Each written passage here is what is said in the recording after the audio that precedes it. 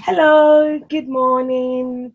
My name is BC Osandiko, like many of you know, and I'm the director and co-founder of Joy and Joe Baby Wrap Carriers UK. So we've started having a series of baby wearing chats where we talk about diverse topics. Today we'll be talking about the technicalities of weaving, and we'll just be telling you about how our lovely wraps are made. We're hoping that this chat is going to be around about 30 minutes. If you have any questions towards the end of the chat, feel free to signal and I can actually let you in and you'll actually pop up on the screen and we can have a chat. So remember that this is live and feel free to join us if you want to. So just so that you're prepared, if you want to join us on screen, you will just appear at the side of the screen alongside, me. So I'll just start so that, because our time starts ticking right now. I'll just talk about the technicalities of our weaving, how our woven wraps are made, because a lot of you have been very, very curious about how our woven wraps are made. So we thought we'll just put this 30 minutes baby wearing chat together and give you a glimpse of how the weaving is done, and both the pre-weaving and the post-weaving. Now, we wanted to have this baby wearing chat right there in our weaving house. But like many of you, for those of you who've actually watched our YouTube videos where we showed you how weaving is, and you can see that the weaving house is a very noisy place. So there's no way we'll be able to, broadcast a proper baby wearing chat from the weaving house because it's so noisy. And however, we put some videos. You see some old videos of our weaving on YouTube, and we have some new videos. Some of our new videos we've not even posted because we've not revealed those new designs yet. But with time, very soon, hopefully you won't have to wait so long. You see that. So I'll just start with how the process of weaving starts. A lot of preparation actually precedes weaving, and it starts with idea conception. And basically, idea conception it's a thought process behind how a design is chosen. And at this stage, there are usually thousands and hundreds of designs because literally, I could just be going for a walk with my husband and the children, and I would just see something, and that would just inspire me. And I'd be like, wow, I think this would be great for an idea about a wrap. Like, I've been inspired driving through a very lovely scenery, and I just really loved the topography of the area, and I was basically inspired. And the funny thing is, you can get inspiration from different walks of life, from every single place and area or thing. You could even be in the kitchen and you just have a light bulb moment and that idea comes into your head. That is basically where the idea conception stage, where you're basically, it's not a tangible form as yet, it's just in your head, you're thinking about it. At this stage, you have a lot of ideas. Now, when we move into the next stage after idea conception is pattern drafting. So pattern drafting is when we want to move our idea from the intangible form, which is just, an idea that's in your head. You're like, like you're thinking about a very lovely, like, let me give you an example with our fountain of love. At the idea conception stage, I knew that we really, really, really, really desired a wrap that had love in it, but not just a love theme like every other company. We wanted something very unique. So at that stage, we basically just started thinking about love themes and all and things like that. So that is with the idea conception stage. We knew that we wanted a wrap that had a love theme in it. So when we moved on to pattern drafting, we started drawing, different ideas on paper. So you can see that the design is starting to come to life now. So the idea has gone onto paper. We are drafting. At this point, it's still a rough sketch. Drawing also, all sort of ideas that is coming to our head. Now, at this stage now, we start to whittle down to one particular design. And finally, we then came up with the design, because I've taken the Fountain of Love as an example because we've done lots of designs. So I thought if I talk about Fountain of Love, then you'll be able to really understand the stages of our weaving. So with the Fountain of Love, at the pattern drafting stage, the idea is in paper, hand drawn. So, if you see that at that stage, it's completely raw because it's hand sketched, with a pencil, and then trying to color it, trying to get ideas of the color mixtures and things. Then at this stage, we then create a roundtable meeting where we bring in our textile experts, and we then start to fine-tune the design. So the design starts taking shape. So it's at this stage now that we now start doing something called a repeat. Now, a repeat is when you translate your design from the paper form into a card. And CAD, that CAD, stands for computer-aided design. So you can just imagine a design that is in paper. Now, you're now translating it into a computer-aided design, because modern weaving looms actually recognize patterns in a computer-aided design form. Now, older weaving looms, you use something called the punch card. Now, for most of you who know our old wraps, like our earlier weaves, like our earlier SAPs, the original weaves, those were woven with punch cards. We told most of you that those are antique weaves. They're not weaves that are common anymore because they're woven in very, very old style weaving looms. So those looms don't use a card, but much more recent wraps. So we have actually advanced as well. So our much more recent wraps, like our Fountains of Love, our rainbows, like these ones. I've just had a scrap here, like the rainbows, and these are woven with a card because they are woven on much more recent, weaving looms. And we then start to do a repeat. Now, a repeat is when, like, if you look at the Fountains of, I'll just take this as well. If you look at the skull, you have one skull here. And when you start to repeat the design on your wrap, that is a stage where, at this stage, it's on the computer because we have moved the design from the paper form now. We've now translated it into the card. All these things, I'm only summarizing, it takes months and months and months of preparation.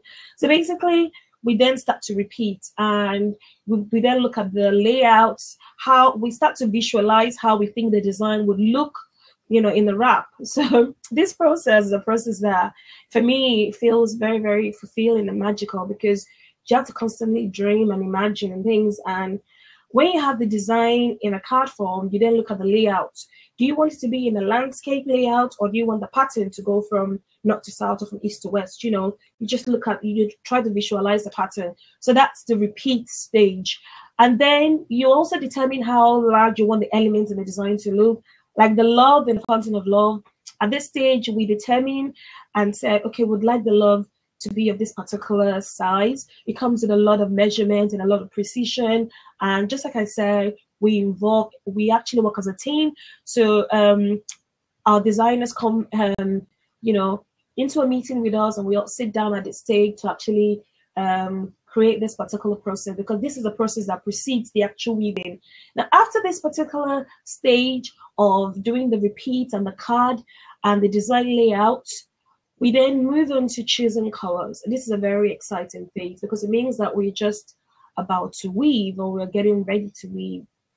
Now, choosing the colors as well comes with a lot of deliberations and thinking and planning, and you have to look at colors, you have to look at the yarns, you have to think about the combination of colors, and a lot of mix and match with the colors, and trying to see how colors would look side by side, as the warp and as the wet. And at that stage, we then bring in a lot of color technology, because colors have to match each other. Some colors will not look good together. So these are the stage where we do a lot of research as well about colors and we try to, and a lot of the times as well, we try to also seek the opinion as well, like of our customers. Like there are times when on the chatter page or on the main Facebook page, many of you talk about colors. What you don't know is that we're actually listening. Yeah, we are listening to what you say.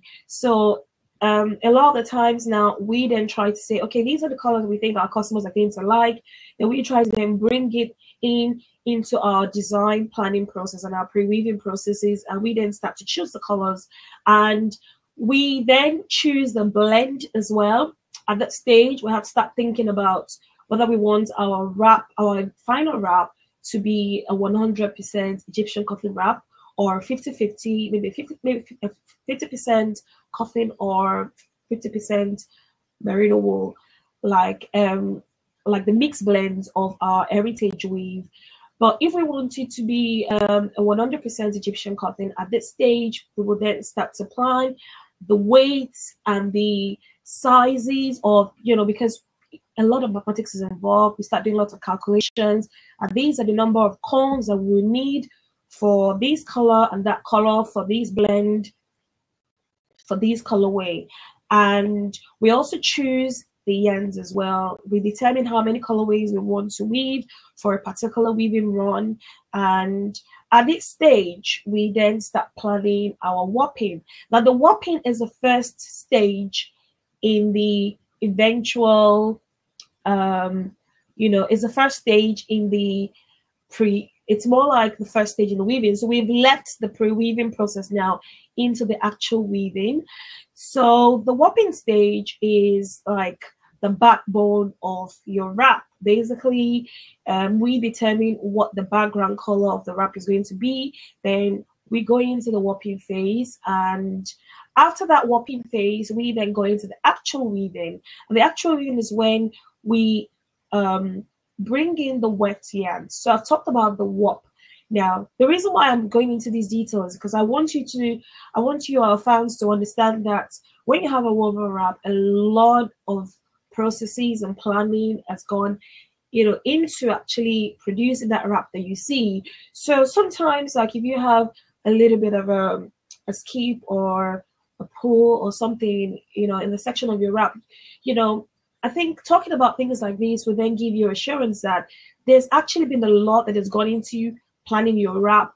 We've thought about the durability and so many things that I will talk to you about when I'm talking about the quality control aspect of our weaving. I'll talk about all that. So just for you to see that, because there is a lot of techniques and processes that have actually gone into weaving your wrap, it is very, very difficult for a tiny skip. Even if it's a multiple, it's usually cosmetic, to actually affect the usability or safe use of your wrap. I usually say that it takes a lot to actually damage your wrap. You basically really need to stick a pair of scissors into it, because it tells you how complex the weave is. Weaving is a really, really complex process, so wraps are really, really strong. Don't ever underestimate the strength of a wrap. And the fact that our wraps are actually engineered to be able to carry your precious little one, a lot of quality yarns as well have gone into producing your wrap. So we are at the warping phase, right? Then we moved on to the weft. So we've chosen the weft. Like for the Fountains of Love, the warp here is optic white. Even though by the time the weaving is finished and the yarns are mixed with the weft yarns, you may not actually really see how white, because as soon as the warp yarns mix with the weft, it actually changes color a little bit. So the white is looking a little bit creamish. And here, the weft yarns are pink, the mustard yellow, and the blue. So you can see that these wraps share the same warp. I'm trying to explain so you can know the difference between the warp and the weft. They share the same warp and they have different wefts. So another example of wraps that share the same warp and they have different wefts is the Cosmic Rainbow. So the Cosmic Rainbow has a rainbow weft, rainbow warp. You can see warp weft is so it's almost similar in terms of how you pronounce them. So almost so easy to interchange both of them. So this is the midnight. So I'll just hold this up so you can see that they look similar, but yet they're different. So can you see they both have a rainbow warp, and they have different wefts. So I'm trying to look at those of you who are online with us. Good. So now, thank you so much for I can see some high fives. Thank you. Don't forget that you can actually type your questions, because I'm looking at the screen so I can see if you put any comment there. I'll be able to just respond to your question live. And if any of you wants to join us on the screen as well, feel free. So the weft here is black and the weft here is white. So it's more obvious in the other side. Can you see? The other side, you know, the weft is more obvious. So this is the other side of it. So can you see? So the beauty of this particular wrap is that when you wear the other side, it looks like a completely different wrap, and that's really nice for the fashion concept because it will have a different look over time. This as well, you can see that these have similar warp as well, even though they are different patterns. This is the lemon fluffy shade of feathers, and this is the Trilusion snowflake. So that I've just showed you now the different wefts and different wraps as well. So moving on to the quality control. So at this stage now, the weaving is completed. Now, it's because I'm talking about it, it sounds like a really short process. This is a long process, you know.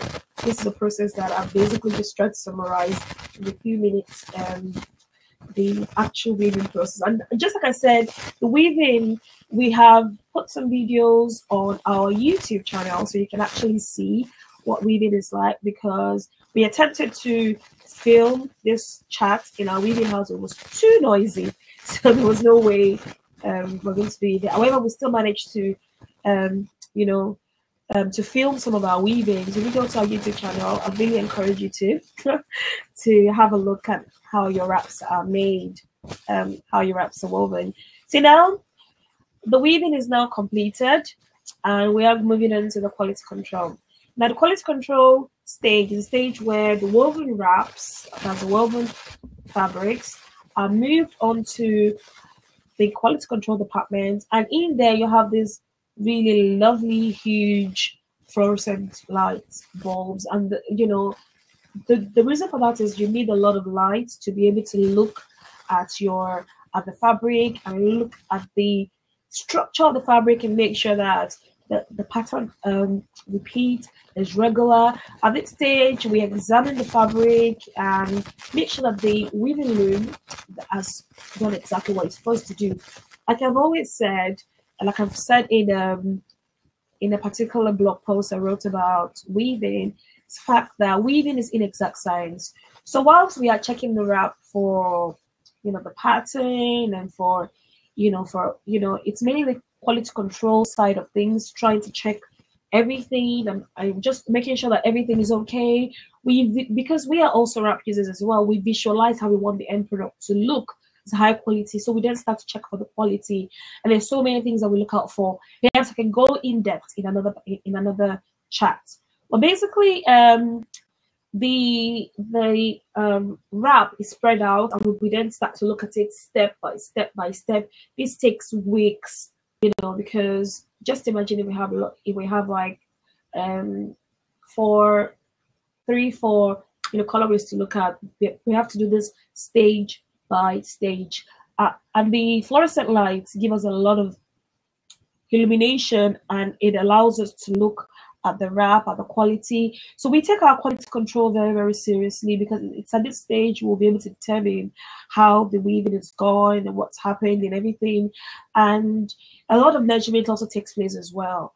So that's part of the reasons why everything can be inexact science. Like in terms of the mid-range, like if the wrap is supposed to be, let's say, around about 10 meters, the weaving loom might weave slightly more, maybe 10.5 or 10.6, or even slightly shorter. So that's the quality control side of things. And then we move on to another stage, which is the last stage, and it's called finishing. This finishing stage is more like the post weaving, the major post weaving process after quality control. And this is where we do a lot of steaming. Steaming actually further settles the weave. This is the reason why we tell you that actually our wraps don't need to be washed when you receive them, because if they've been cleaned, they've been steamed, they're basically ready for wear. And you know, your wraps that are coming from us are completely brand new. So they've never been worn before, but however, they have been produced in a way that you can actually wear your wrap on the first day you receive it. And at this stage as well, if there's any problems with the fabric that we've identified during the quality control phase, we then take that fabric out. So that's sorting. So we start to sort the fabrics in terms of their quality. We also start to, because our weaving looms are very modern, we very rarely have issues in terms of the quality. However, I've mentioned as well that because weaving is inexact science, there are some flaws that are actually permissible, and these are mainly just cosmetic flaws. And that's because due to the complexity of weaving, it's impossible to have a fabric that is completely not, that's completely not, it's completely perfect, if you know what I mean. Just looking for the right word to use to describe that particular process. So, and that's the finishing. So I've mentioned about the steaming, also sizing as well. We then start to put the fabrics into sizes, like how many meters do we have of this color, of that color. We then put it into rolls so that our tailors can easily work on them. Then, as you can see, I talked about 10 different stages. Can you see that a lot of work goes into producing your wraps? It's not something that can be done in 1 month or 2 months. It takes a lot of planning. And I just really want to say thank you to all of you for your patience.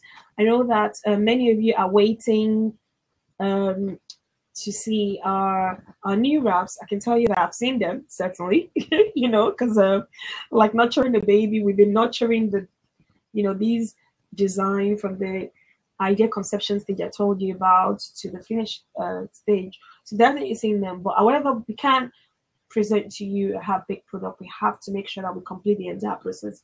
So right now, our wraps have just left the finishing stage onto our tailoring. And the tailoring, though not exactly part of the weaving stage, but it's also part of the production of your wrap.